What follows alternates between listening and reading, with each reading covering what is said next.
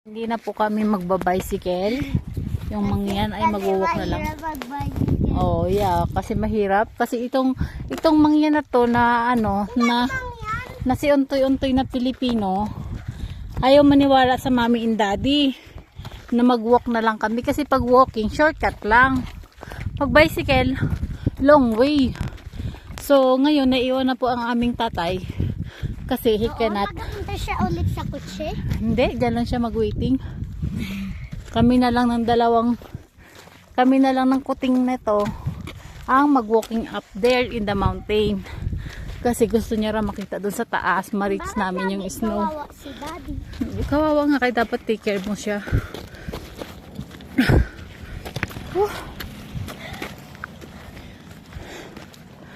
Okay, alas 12 ng tanghali, kainitan. Nag-akyat-akyat man na sa bundok. Ano ba naman tong trip na ito? Akyat-akyatan sa bundok.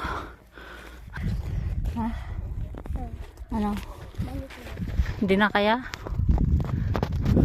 Suko ng mangin. Go back na kami, go back na. Hindi na kinaya.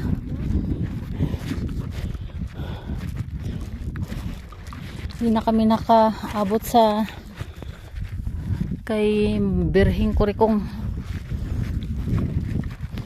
sa estatuan ni Kurikongin. Pababa na kami.